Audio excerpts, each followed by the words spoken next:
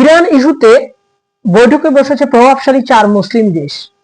আমরা আগে আলোচনা করেছিলাম যে ইরানের অবস্থান ভূরাজনৈতিকভাবে এত গুরুত্বপূর্ণ জায়গায়, যেটা হচ্ছে হরমুজ প্রণালী, এবং এই হরমুজ প্রণালী দিয়ে পৃথিবীর 4 ভাগের 1 ভাগ তেল আমদানি রপ্তানি হয়ে থাকে, এবং মধ্যপ্রাচ্য থেকে এশিয়া, পশ্চিম এশিয়ায় যে তেল আমদানি রপ্তানি হয় তার একমাত্র গুরুত্বপূর্ণ চ্যানেল যদি বলা হয় তার মধ্যে হরমুজ প্রণালী অন্যতম। তো এ কারণে দেখা যাচ্ছে যে বিশ্ব অর্থনীতিকে বাঁচাতে 4 মুসলিম প্রভাবশালী দেশ ইরান যুদ্ধ প্রশমনে বৈঠকে বসেছে পাকিস্তান। এর মধ্যে হচ্ছে তুরস্ক, সৌদি আরব, মিশরের পররাষ্ট্রমন্ত্রীরা পাকিস্তানের পররাষ্ট্রমন্ত্রীর সাথে আলোচনায় অংশগ্রহণ করে। চলমান সংঘাতে প্রধান মধ্যস্থতাকারীর ভূমিকা পালন করছে পাকিস্তান, এবং পাকিস্তান ইরান এবং যুক্তরাষ্ট্রের মধ্যে বার্তা আদান প্রদানের মাধ্যমে পরোক্ষ আলোচনা এগিয়ে নিচ্ছে। এই প্রক্রিয়ায় তুরস্ক মিশরের সহযোগিতা করছে। তো এখন যেটা জানা যাচ্ছে যে পাকিস্তানের উপপ্রধানমন্ত্রী এবং পররাষ্ট্রমন্ত্রী মোহাম্মদ ইসাকদার জানিয়েছে যুক্তরাষ্ট্র ইরানের মধ্যে পরোক্ষ আলোচনা চলছে, এবং এই পরোক্ষ আলোচনায় পাকিস্তানের সেনাপ্রধান ফিল্ড মার্শাল আসিম মুনির মার্কিন প্রেসিডেন্ট ডোনাল্ড ট্রাম্পের সাথে সরাসরি কথা বলছেন, এবং পাকিস্তান এখানে যুক্তরাষ্ট্র থেকে প্রাপ্ত যে শর্তাদি তা ইরানের কাছে পৌঁছে দিয়েছে, কিন্তু ইরান তার নিজস্ব শর্ত অটল রয়েছে, এবং ইরান চাচ্ছে যে 5টি শর্ত দিয়েছে, যে 5টি শর্ত ছাড়া কখনোই এই যুদ্ধ বন্ধ করতে ইরান আগ্রহ প্রকাশ করছে না এই পর্যন্ত। এবং এর মধ্যে প্রথম হয়েছে যে বর্তমানে আগ্রাসন বন্ধ করতে হবে, এবং এই যুদ্ধে ইরানের যে অবকাঠামো এবং ক্ষয়ক্ষতি হয়েছে তার ক্ষতিপূরণ নিশ্চিত করতে হবে, এবং তৃতীয়ত হরমুজ প্রণালীর উপর ইরানের আন্তর্জাতিক নিয়ন্ত্রণের স্বীকৃতি দিতে হবে। আপনারা জেনে থাকবেন, আমি এর আগের আলোচনায় বলেছি যে ইরান চাচ্ছে যেভাবে সুইস ক্যানেলের উপর মিশর টোল আরোপ করে, এবং টোল আরোপ করে জাতীয়করণের মাধ্যমে তাদের বিশাল অর্থের উৎস করে বৈদেশিক মুদ্রা অর্জনের, ঠিক তেমনি ইরানও হয়তো হরমুজ প্রণালীর উপর টোল আরোপ করে এই অর্থনৈতিকভাবে বেনিফিট হতে চাচ্ছে। তারা বর্তমানে জাহাজ প্রতি পর্যন্ত এশিয়ার এবং বিশেষ করে Thailand, Korea, Japan, India, Pakistan এবং চীন বিভিন্ন দেশের জাহাজগুলো এই হরমুজ প্রণালী অতিক্রম করেছে, এবং হরমুজ প্রণালী অতিক্রম করার জন্য বর্তমানে একটা কন্ডিশন দিয়েছে, সেটা হচ্ছে মধ্যস্থতাকারীদের সাথে জাহাজ কোম্পানিগুলোকে আলোচনা করতে হচ্ছে, যেখানে জাহাজের নাম, গন্তব্যস্থল, ইন্টারন্যাশনাল ম্যারিটাইম অর্গানাইজেশনের যে প্রদত্ত নাম্বার সেই জাহাজের সেটা, এবং ক্রুদের যে ডিটেলস সেটা হচ্ছে ইরানের আইআরজিসির কাছে জমা দিতে হয়। ইরানের আইআরজিসি তথ্য উপাত্ত যাচাই বাছাই করে যদি মনে করে এটা নিরাপদে, এটা এখান দিয়ে গমন করা তাদের জন্য নিরাপদ হুমকির না হবে, তখন তারা সেই জাহাজকে নিরাপদে যাওয়ার অনুমতি দেয়, এবং একটা কোড প্রদান করে মধ্যস্থতাকারীদের মাধ্যমে সেই জাহাজের মালিককে। এবং জাহাজ যখন হরমুজ প্রণালী অতিক্রম করে তখন ওয়ার্ল্ডস এর মাধ্যমে আইআরজিসি যোগাযোগ করে তাদের কোড সম্পর্কে জানতে চায়। যদি কোড ঠিক হয়ে থাকে তাহলে ইরানের আইআরজিসি প্রদত্ত একটি ছোট যুদ্ধ জাহাজ বা যুদ্ধ বোট সেটা হচ্ছে নিরাপত্তা দিয়ে একটা নির্দিষ্ট রুটে সেই জাহাজগুলোকে পারাপার করছে। তো এখন পর্যন্ত যে জাহাজগুলো পার হয়েছে তার অধিকাংশ এই নিয়মগুলো ফলো করেই পার হয়েছে।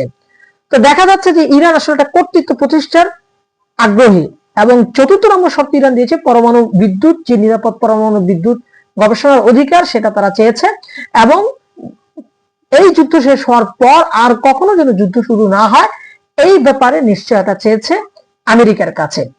এবং বর্তমানে যদিও পাকিস্তানের যে ভূমিকা, সেই ভূমিকাতে বিবিসি রিপোর্ট যেটা বলা হচ্ছে যে পাকিস্তানে ইসরায়েলি হামলা নিন্দা জানিয়েছে ইরানের উপর, তবে পাকিস্তান এর উপর জোর দিয়েছে যে পারস্পরিক যে আমেরিকার সাথে যেন ইরানের যে আলাপচারিতা বা আলোচনা সুযোগ তৈরি হয়, এবং উপসেনা অঞ্চলগুলোর সাথে যেন আলোচনা এবং সংলাপ বাড়ানো হয়, যাতে করে এই উত্তেজনা প্রশমন হয়, তার উপর পাকিস্তান জোর দিয়েছে।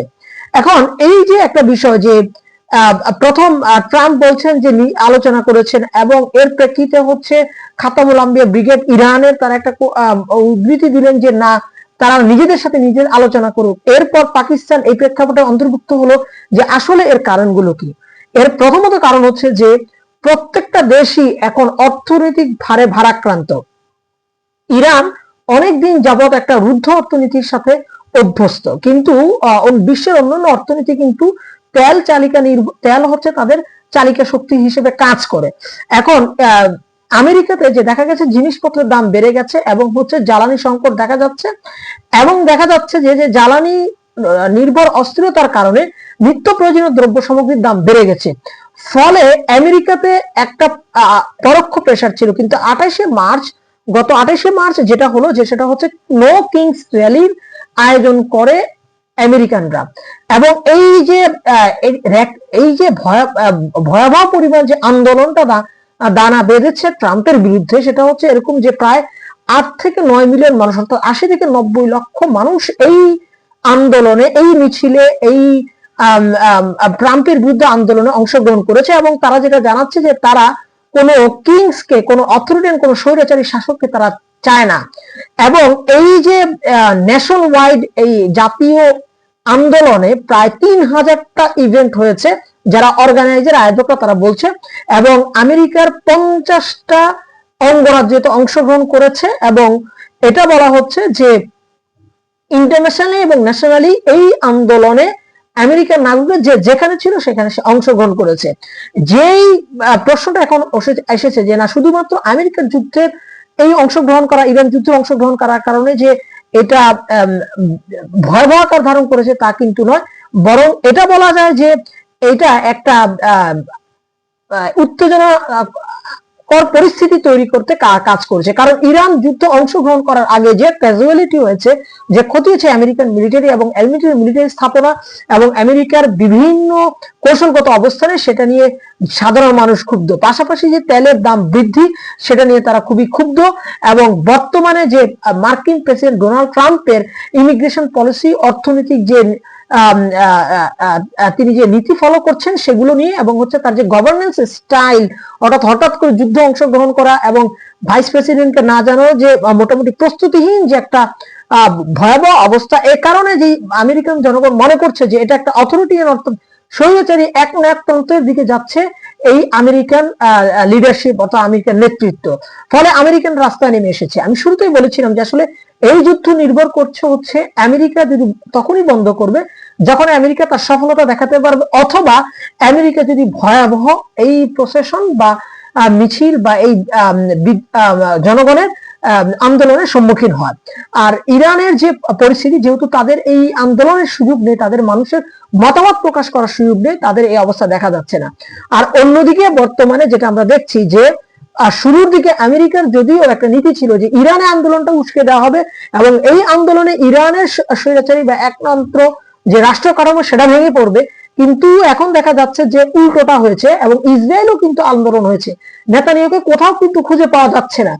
এবং এই পরিস্থিতিতে কিন্তু একটা আশার আলো দেখা দিয়েছে যে যুদ্ধ হয়তো বন্ধ হতে পারে, এবং এটা হয়তো আগামী কয়েক সপ্তাহ আমাদের হয়তো অপেক্ষা হতে পারে।